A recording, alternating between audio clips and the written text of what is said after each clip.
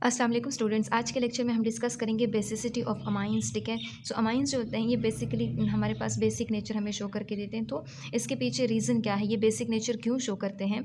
ठीक है, तो अमाइंस की बेसिसिटी को एक्सप्लेन करने से पहले हम क्या करेंगे, एक दूसरा कॉन्सेप्ट एक्सप्लेन करेंगे।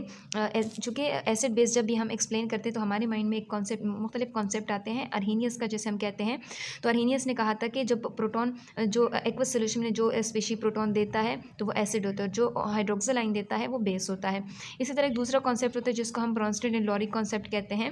इन्होंने भी एसिड बेस के बारे में अपनी डेफिनेशन दी हुई थी। सबसे पहले एसिड के बारे में वो बताता है कि जो स्पेशी प्रोटॉन डोनेट करता है, ठीक है, तो वो क्या कहलाता है, वो एसिड कहलाता है। और जो स्पेशी प्रोटॉन एक्सेप्ट करता है तो वो बेस कहलाता है। ठीक है, यानी प्रोटॉन डोनर जो हुआ वो एसिड, जो प्रोटॉन एक्सेप्ट हुआ वो बेस। ठीक है, सो इस कॉन्सेप्ट को हम आगे लेके चलेंगे।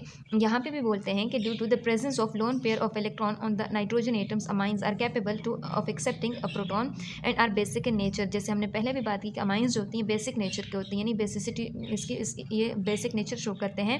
तो इसके पीछे रीज़न क्या होता है, क्योंकि अमाइंस जो होते हैं हमने पहले भी कहा कि अमोनिया से डिराइव हो चुके होते हैं। ठीक है, तो अमोनिया यहाँ पे आपको एक लोन पेयर यहाँ पे नज़र आ रहा है। इस लोन पेयर को ये यूज़ करता है। ठीक है, तो इसी को यूज़ करता है, इसी के ज़रिए क्या करते हैं, प्रोटॉन को एक्सेप्ट करता है।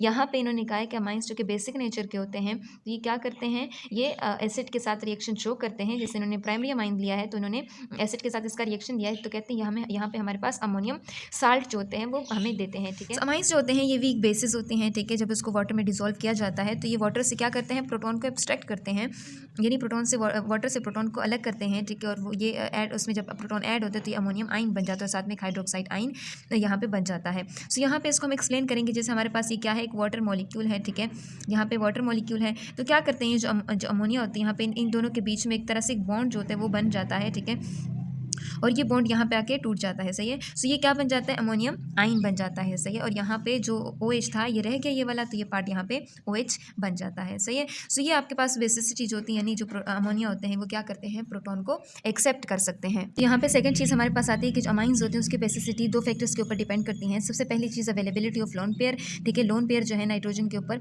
कितने हद तक अवेलेबल है। ठीक है, और सेकंड चीज़ जो हम देखते हैं वो है स्टेबिलिटी ऑफ अमोनियम आइन। ठीक है, जो अमोनियम आइन बन रहा है, ठीक है, वो कितने हद तक स्टेबल है। सो इन दोनों कॉन्सेप्ट को आगे लेके चलेंगे हम अमाइन के बेसिसिटी को एक्सप्लेन करने के लिए। फिर कहते हैं एक दूसरा कॉन्सेप्ट के जो पी के बी वैल्यूज़ होती हैं, ठीक है, उसकी इन्वर्स प्रोपोर्शनैलिटी होती है बेसिसिटी के साथ। ठीक है, अगर पी के कोई भी एक बेस है कि जिसकी पी के बी वैल्यू जो है वो हाई है, ठीक है, अगर ये वैल्यू ज़्यादा है तो उसकी बेसिसिटी कम होगी।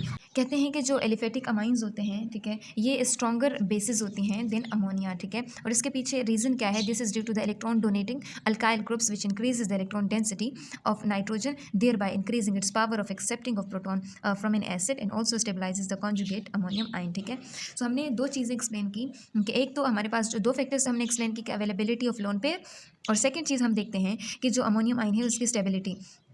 अब इसमें आप देखते हैं कि जो अमोनिया है, इन दोनों का कंपैरिजन यहाँ पे बताते हैं कि जो एलिफेटिक अमाइंस होते हैं वो क्या होते हैं, वो स्ट्रॉन्गर बेसिस होती हैं देन अमोनिया। अब अमोनिया इतना वीक बेस क्यों है, क्योंकि यहाँ पे इसके साथ 3 हाइड्रोजन अटैच हो चुके हैं। ठीक है, जब ये हाइड्रोजन वाटर के साथ रिएक्शन शो करता है तो ये यहाँ से प्रोटॉन ले तो लेता है, लेकिन यहाँ से इसके पास कोई प्रोटॉन इलेक्ट्रॉन डोनेटिंग ग्रुप्स जो है वो इसके साथ नहीं लगे हुए। ठीक है, सो इसी वजह से इसकी जो पी के बी वैल्यू होती है वो कितनी है, वो 4.74 है। ठीक है, यानी ये वीक बेस है। अब इसको वीक बेस क्यों कहेंगे। फिर सेकेंड आता है हमारे पास कि जो यहाँ पे मिथाइल ग्रुप लगा हुआ है। ठीक है, और इसके साथ यहाँ पे एक नाइट्रोजन और इसके साथ 2 हाइड्रोजन अटैच्ड है। अब यहाँ से दूसरा हाइड्रोजन जब एक्सेप्ट करेगा तो क्या होगा, यहाँ पे आप देख रहे हैं ये इसके साथ एक हाइड्रोजन अटैच हो चुका है, लेकिन यहाँ पे इसके साथ एक इलेक्ट्रॉन डोनेटिंग ग्रुप लगा हुआ है। ठीक है, इलेक्ट्रॉन डोनेटिंग ग्रुप का मतलब ये अपनी इलेक्ट्रॉन डेंसिटी थोड़ी थोड़ी इसको दे रहा है, इसकी कमी को पूरा कर रहा है, इस अमोनियम आइन को, इस नाइट्रोजन को स्टेबलाइज कर रहा है। ठीक है, जब ये स्टेबलाइज होगा, जब ये स्टेबल होगा तो क्या होगा, ये दूसरे से प्रोटॉन लेगा और ये इस फॉर्म में क्या होगा, फिर ये स्टेबल रहेगा। सो कहते हैं जो पी के बी वैल्यूज़ होती है वो 3.36 है। ठीक है, और हमने कहा था कि पी के बी जो होती है वो इन्वर्स रिलेशन शो करता है किस चीज़ के साथ, बेसिसिटी के साथ। सही है, सो बेसिसिटी के साथ इसका इन्वर्स रिलेशन है। अब यहाँ पे जो पहला वाला है इसको हम वीक बेस क्यों कह रहे हैं, क्योंकि इसकी 4.74 वैल्यू है पी के बी वैल्यूज़। ठीक है, और पी के बी वैल्यूज़ अगर हम अल्काइल अमाइंस की देख लेते हैं, ठीक है, यहाँ पे चूँकि अल्काइल ग्रुप लगा हुआ है तो अमाइंस की वैल्यू 3.36 है। यहाँ पे आप देखते हैं कि बेसिसिटी क्या है, पी के बी वैल्यू यहाँ पे ज़्यादा है तो इसकी बेसिसिटी कम है इसके मुकाबले में। लेकिन अगर यहाँ पे देखते हैं तो क्या होता है कि इसकी जो पी के बी वैल्यू है वो कम है इसके मुकाबले में। अगर पी के बी वैल्यू कम है तो इसकी बेसिसिटी ज़्यादा है। मीन्स कि क्या है, जो अमाइंस होते हैं ये ज़्यादा स्ट्रॉन्ग बेसिस होते हैं देन अमाइंस अमोनिया। ठीक है, सो अमोनिया से ये ज़्यादा स्ट्रॉन्ग बेसिस होते हैं।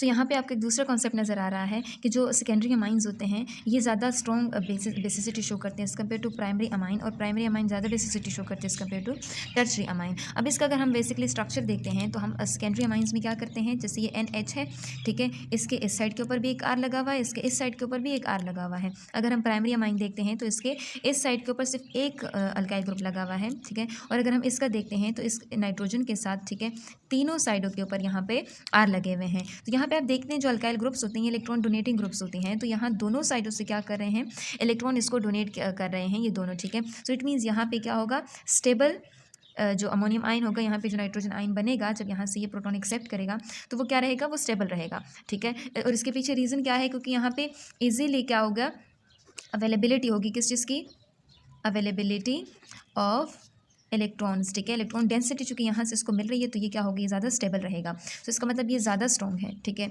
यहाँ पे ये वीक है, ठीक है। सो ये वीक क्यों है, क्योंकि यहाँ पे इसका दो तो हाइड्रोजन लगे हुए हैं लेकिन यहाँ पे इसके साथ सिर्फ एक ही अल्काइल ग्रुप लगा हुआ है, तो इसके मुकाबले में ये क्या होगा, ये वीक बेस होगा। लेकिन अगर हम यहाँ देखते हैं तो यहाँ पर तो 3 अल्काइल ग्रुप्स लगे हुए हैं, ठीक है। सो 3 अल्काइल ग्रुप्स अगर लगे हैं इट मीन्स ये क्या होगा, ये ज़्यादा स्ट्रॉन्ग बेस होगा, ठीक है, क्योंकि तीनों साइडों से इसको यहाँ पे क्या मिल रहा है, इलेक्ट्रॉन डेंसिटी इसको मिल रही है, तो इसका मतलब ये ज़्यादा स्टेबल होगा। हाँ ये स्टेबल तो है, लेकिन यहाँ पे इलेक्ट्रॉन की जो अवेलेबिलिटी है, यहाँ पे आप देख सकते हैं जो यहाँ पे लोन पेयर मौजूद है, ये क्या होगा, इतने बड़े बड़े ग्रुप्स यहाँ पे मौजूद हैं कि ये क्या हो जाएंगे, जो लोन पेयर है ये इसके बीच में छुप जाएगा, ठीक है। जब ये छुप जाएगा तो ये अवेलेबल ही नहीं होगा किसी दूसरे प्रोटॉन को लेने के लिए, सही है। तो इसी वजह से जो टर्शरी अमाइंस होते हैं, अब इसके पास भले ही 3 ग्रुप्स अटैच्ड हों, अल्काइल ग्रुप्स जो कि इलेक्ट्रॉन डोनेटिंग है, लेकिन फिर भी ये क्या होगा, ये वीक बेस होगा, ठीक है। यानी हम कहते हैं कि जो जल्दी प्रोटॉन एक्सेप्ट करता है वो स्ट्रॉन्ग बेस है, और जो थोड़ा लेट एक्सेप्ट करता है या थोड़ा कम एक्सेप्ट करते हैं तो वो वीक बेस है। सो जो टर्शरी अमाइंस होते हैं वो क्या होते हैं, वो वीक बेसिस होती हैं as compare to primary amine, फिर प्राइमरी अमाइन वीक बेसिस होती है as compare to secondary amines. It means कि यहाँ पे